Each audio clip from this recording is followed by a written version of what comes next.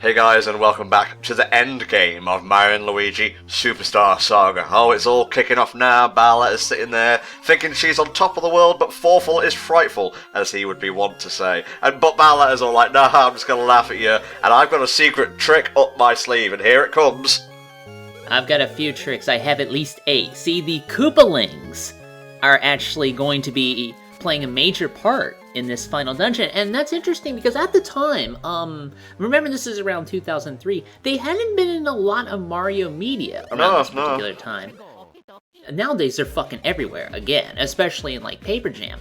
But to see the Koopalings again is pretty cool, even for somebody like me who hasn't really spent a lot of time on Mario 3. Now, for some reason they don't really talk in this game, and they kind of just like, none of them really bring up, hey, Bowser's looking pretty different today, don't you think? It's like, say Dad, there's a couple of things I kind of want to bring up. You know what, it's fine, Here's your advanced knock, bros, let's focus on that instead. Yeah, just a few, I have a few questions, Daddy dearest. You know, like, they don't do that, they don't really talk. Again, I don't know why they don't talk, but again, you know, if you're a fan of the Koopalings, it's just kind of nice to see them again after so long, you know? Alright, pop quiz, who are your favourite Koopalings? I like Roy, actually, probably because I used him the most when I played him in, you know, Smash 4. And by the way, let me get this out of the way.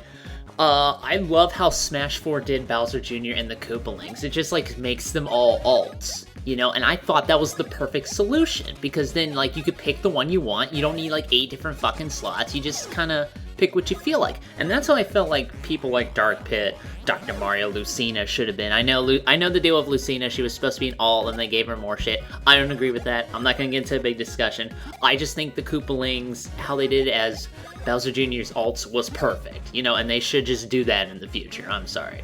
So we're going to be facing a few new enemies in Bowser's Castle here. I'm not going to be showing all of them off, because there's a couple I legit have no strategy in regards to, you know, avoiding taking damage on them. They're, I think, like Sniper Bills, and also they're like these really buff, like, I want to call them shot put bros, because they basically swing a chomp around and throw it at you, and the timing is like super pinpoint, like precise. Yeah, I remember that. For this final dungeon, there's not really going to be a lot of frills. It's honestly just kind of straightforward gun to the end, you know, fighting stuff along the way and all the various mini-bosses that we're going to take on, which is, you know, nice. Sometimes, you know, when I do a final dungeon, yeah, at that point, maybe I'm, like, really agitated and I really want to finish the game. And just having something where I don't have to do a lot of puzzles and just kind of go to the end, sometimes that's appreciated. Well, there are puzzles, but they kind of tie into the linearity of the whole thing. There's, like, a few side rooms here and there for goodies, but otherwise, yeah, it is a linear experience, and I kind of dig it. It's just, like, blow after blow after blow, mini-boss, mini-boss, mini-boss, with a few puzzles in between. It's honestly pretty good. Now, if I recall correctly, here he actually, whoever that fucking is, Eggy, I don't know, he actually reverses your controls, you know, like up is down, black is white, the Millennium approaches. Yeah, for sure. It's really not hard to get to him, see, and then, like, your controls go back to normal when you fight him. Other than that, the Koopalings as a whole aren't really that tough. They're just nice little fun mini-bosses. You're not going to have too much of a challenge, except with one later on. I might as well explain it now, because a lot of them share the same attacks, I'll be honest with you. Yeah. A lot of fireballs, some twirly moves every now and then. Their sprites are really not that animated very well, I have to say. But the thing is with the later Koopalings, for some reason they introduce like a time limit. Like you have to beat them in a certain number of turns or a bomb goes off and you like auto-die.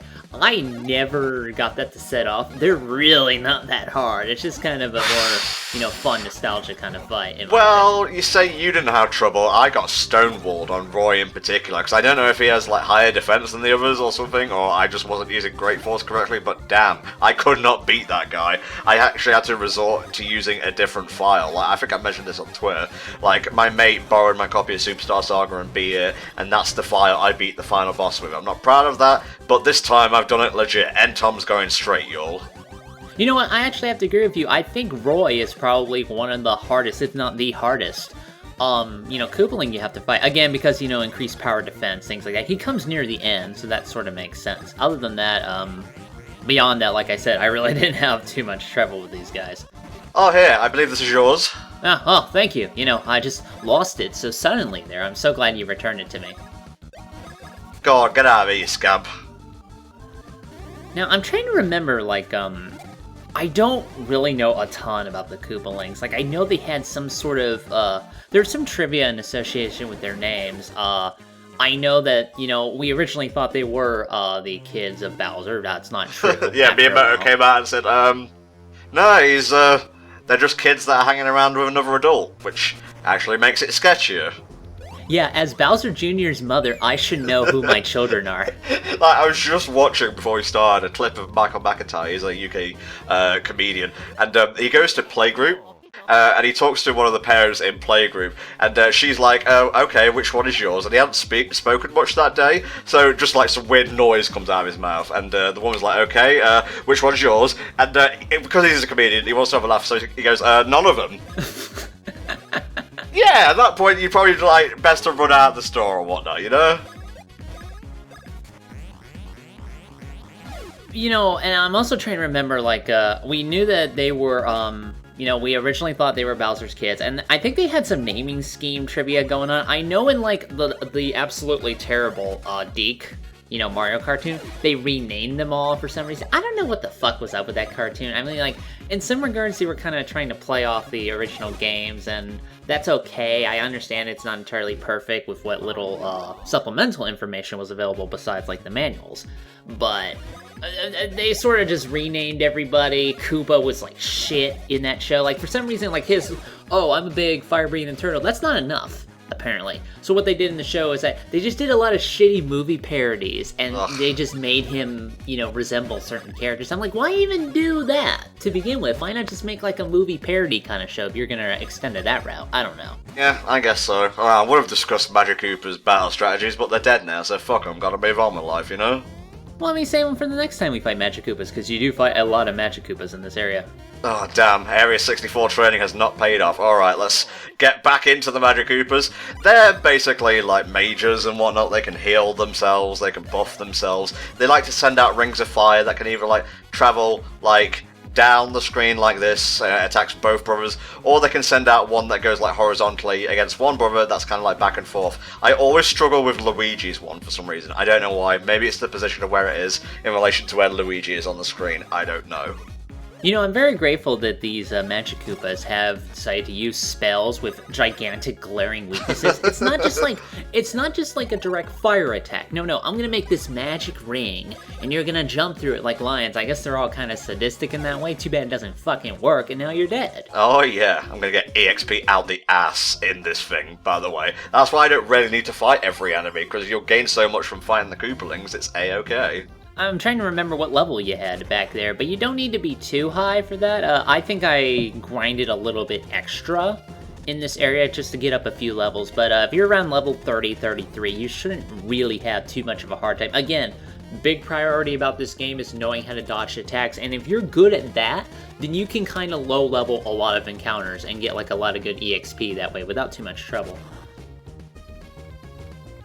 Alright, we're coming up to the next Koopaling here, I believe, but my Sixth Sense allows me to sense save points, so I'm going to head and save here.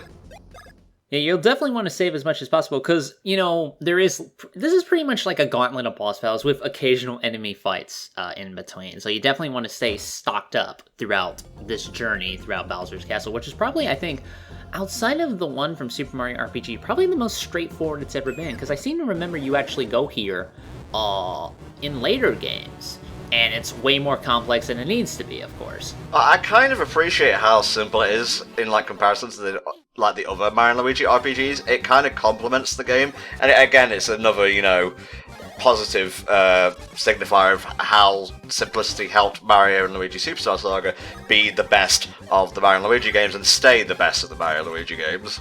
And sometimes simple is good. And when I first saw this guy as we were running up to him, I thought, is that Roy? No, wait, that's Morton. Yeah, I always think that. Like, who likes Morton? I want to see a show of hands in the comments. Who has Morton as their favourite Koopaling?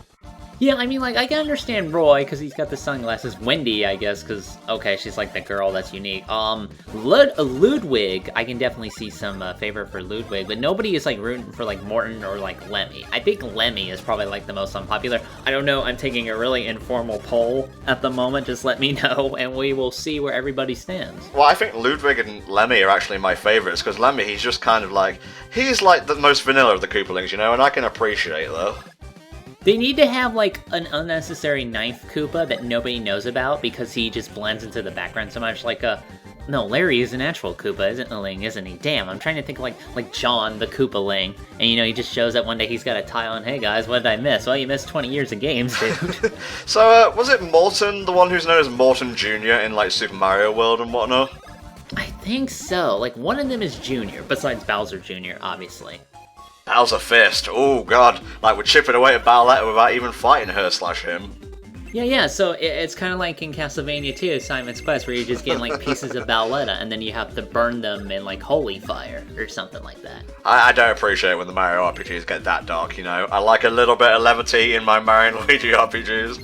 And speaking of dark shit, Nintendo, man, have you seen, like, the recent Pokédex entries for Pokemon Sun and Moon? Holy shit! Yeah, dude. like Gengar's, like, if you feel a chill running down your spine, don't bother trying to escape it. You cannot escape. Give up now.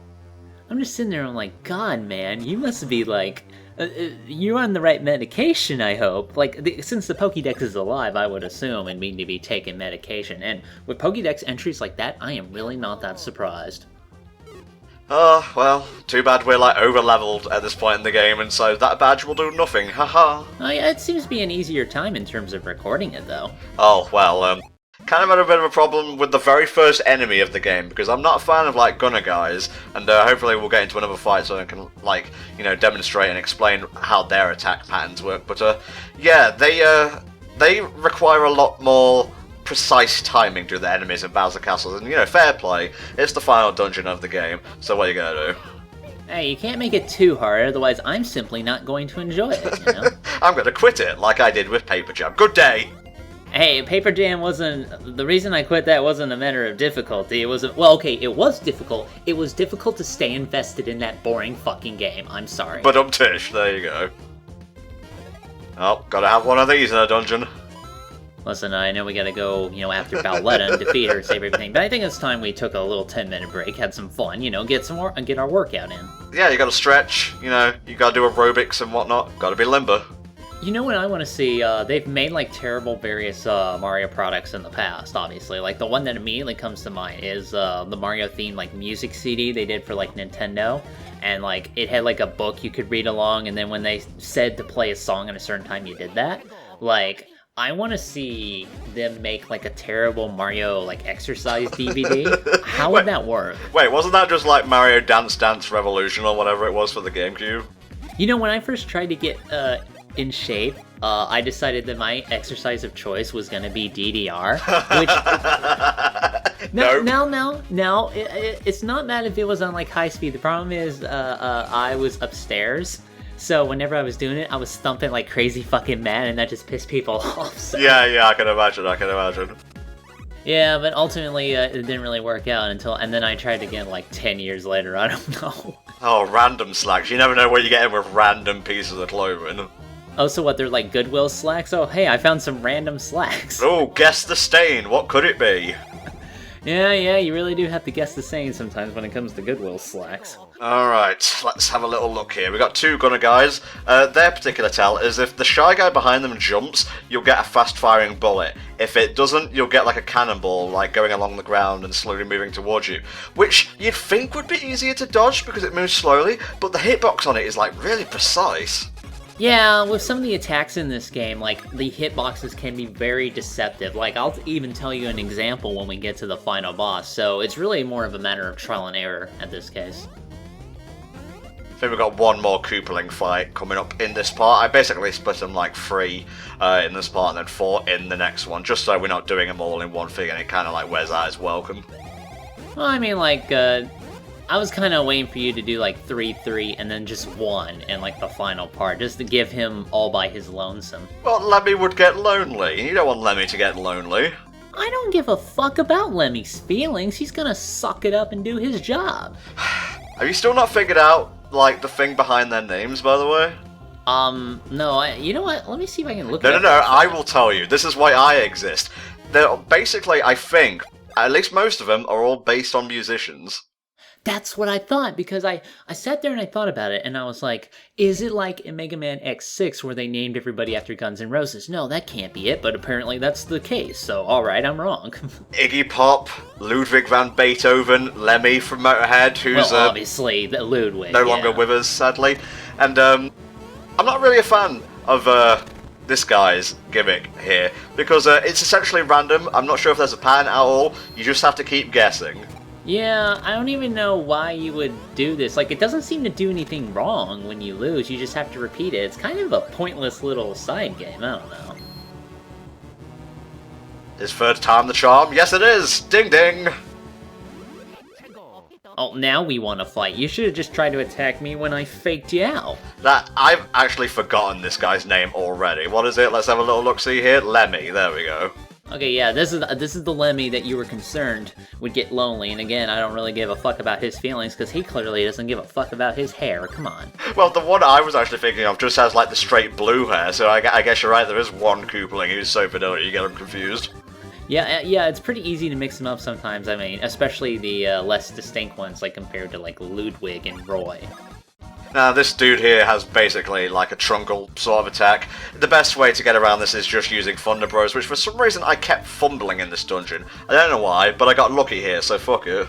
Oh, so that's the advanced version, and it's like a stinger kind of move, I kind of like that, actually. Well, actually, when you get it right, it becomes a lightning shoryuken, as I mentioned earlier. I sadly will not be showing it off in this playthrough. I didn't get a chance for it, okay? Alright, I guess I'll have to look it up later. He's not even looking at us. Dude, look at us when we're in a boss fight, okay? This is rude. He's looking at the ceiling fan, of course. But now he's just seeing stars, but up tish. Well, see you in Paper Jam, I guess. No, do not see you in Paper Jam. Alright guys, we'll see you next time for the continuation of Bowser's Castle.